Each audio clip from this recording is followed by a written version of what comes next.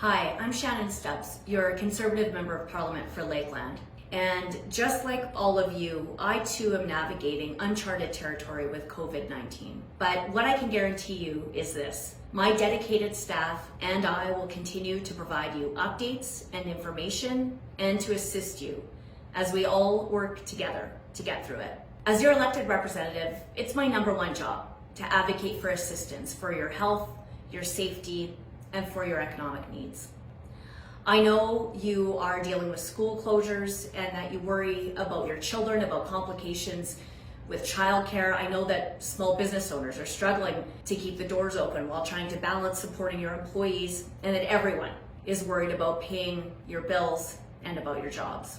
I know many of you are also concerned about and caring right now for your vulnerable family members and your friends and your neighbors. You know, one thing I do hope that comes out of all of this is that all Canadians will gain a new appreciation for farmers and ranchers, for oil and gas workers, for truckers, for trades and service people who are on the front lines keeping everything going, and for all the frontline professionals and workers who can't self-isolate, who can't stay home in health and in senior care and in emergency and frontline first responder services. For all of you who work in and who depend directly on major sectors like agriculture and energy for your families, your businesses, and your livelihoods that were already in serious crisis, I know you are being impacted even further. And as the official opposition shadow minister for natural resources, I hope you know that I know and that I constantly talk about the necessity of a strong energy sector that really does provide the comparably high quality of life and high standard of living across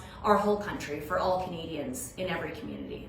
But after 5 years of hikes in red tape and in taxes and canceled or delayed pipeline projects because of policy uncertainty, the Canadian energy sector enters this latest crisis with extraordinary challenges. Never before has an industry faced such a severe triple threat of global oversupply and demand drops, while global prices are down and Canadian producers don't have enough pipelines to ship the oil they're producing, leading to steep price cuts. And you know as well as I do that almost $200 billion in planned projects have already been canceled or put on hold, while nearly 200,000 Canadians in the energy sector have already lost their jobs since 2015.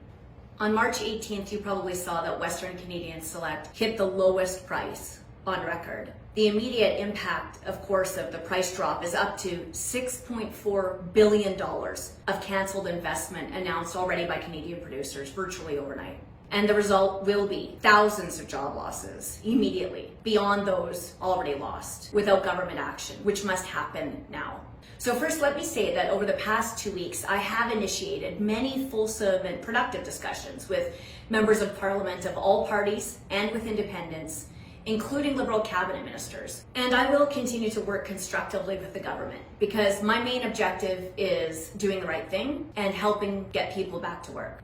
Now, in February, before this price crash, I introduced my private member's bill C-221, the Environmental Restoration Incentive Act. It proposes a path to incent and to enable the private sector to invest in decommissioning inactive and suspended oil and gas wells in order to prevent them from becoming orphaned in the first place. The reality is that since 2015, the number of orphan wells in Canada has increased 300% as a consequence of plummeting investment and bankruptcies. And small and medium-sized producers in Canada are cash-strapped. They're struggling more than ever just to keep going and to finance their operations. Now, currently, the cost to close, remediate, and reclaim all the active and inactive wells in Canada is estimated to be between $30 and $70 billion. Those are costs that I believe the private sector should be able to carry as operators fulfill their environmental responsibilities, and that I want to make sure taxpayers don't end up responsible for in the long run. But the economic reality for the Canadian energy sector and its many consequences, increasing orphan wells, which is one, just cannot be ignored. The Environmental Restoration Incentive Act could enable small and medium producers to use flow-through shares to attach to a newly created tax credit to shares of their company, which could then be sold to raise money exclusively to decommission oil and gas wells. The tax credit would serve as a profit margin on the share, enabling companies with flat or even declining share prices or in receivership to still raise money to pay for environmental obligations and to prevent further liabilities on taxpayers. Now, my bill alone would not completely completely solve the challenge of increasing orphan well numbers, but it is and can be a key tool that could help in downturns like today to help save and to create jobs in the oil services and drilling sector. And if adopted by government as a long-term measure, it could act as a permanent stimulus for well closure and reclamation.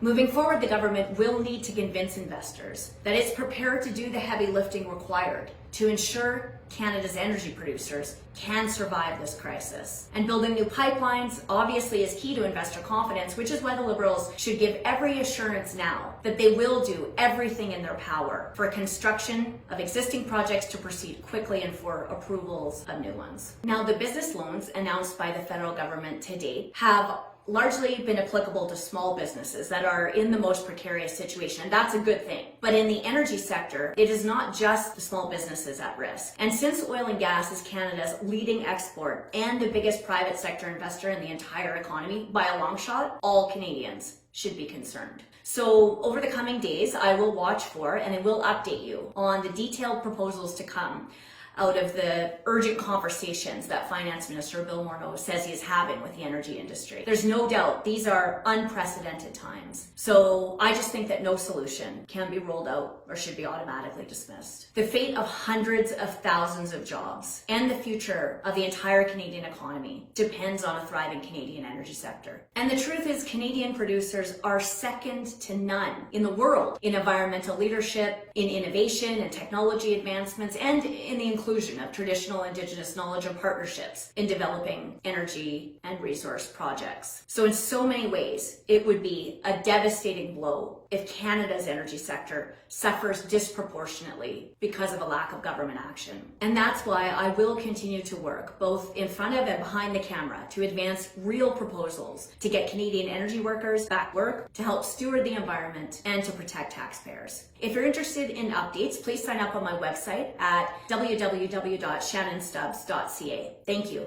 and take care.